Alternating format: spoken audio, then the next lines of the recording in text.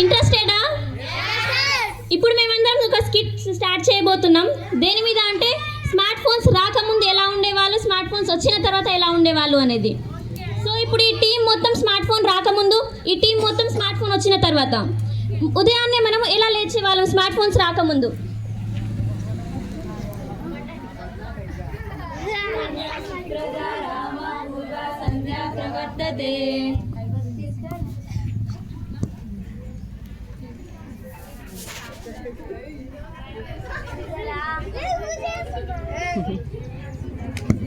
Smart phone వచ్చిన తర్వాత ఎలా వాళ్ళు ఉదయాన్నే లేస్తున్నారు?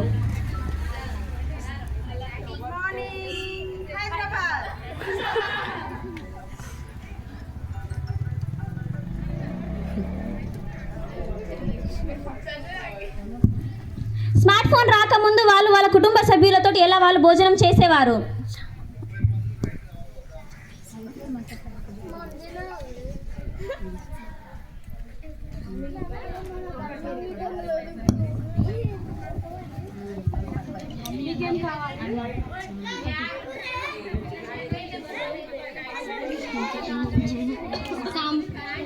మమ్మీ సాంబార్ పట్టు తీసుకో, మమ్మీ కర్రీ కావాలి.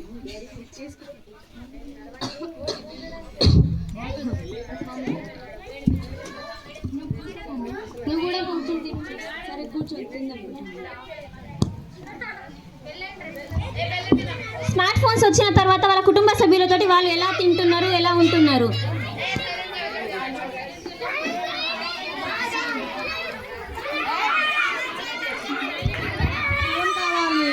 తిను మమ్మీ, ఫోన్ కావాలి. పక్కన పెట్టి తిను. తిను వద్దు మమ్మీ. స్మార్ట్ ఫోన్స్ రాకముందు వాళ్ళు ఎలా ఆడుకునే వాళ్ళు అందరితో కలిసి?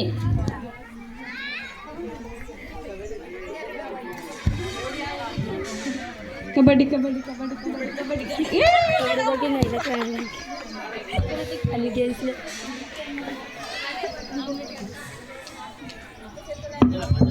Oh me that.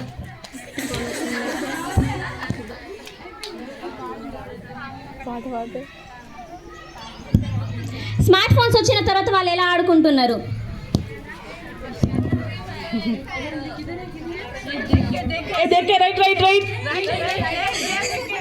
A next next next ఏ చెప్పరా?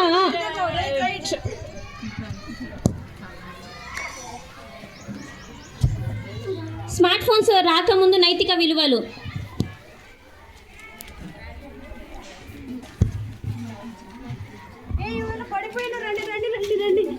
లేపండి లేపండి.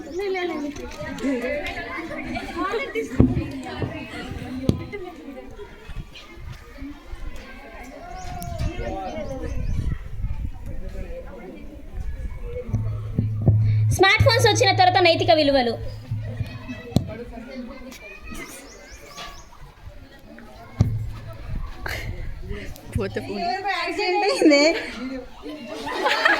సెల్ఫీ దిగుదాం రా, ఇన్స్టాలో పోస్ట్ పెడదామా? ఎన్ని లైక్స్ వచ్చినాయి? వచ్చినాయి నాకు. ఇన్ని లైక్స్ అందరు ఖచ్చితంగా కామెంట్ చేయండి ఫ్రెండ్స్.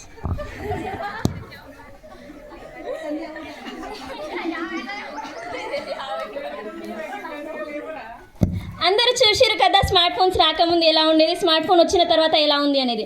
అంటే ఇప్పుడు మనం అందరం తెలుసుకోవాల్సింది ఏంటిది అంటే, మనం స్మార్ట్ ఫోన్స్ రాకముందు ఎంత మంచిగా ప్రేమతోటి ఆప్యాయాలతోటి అందరితో కలిసిమెలిసి ఎలా ఆడుకునే వాళ్ళము.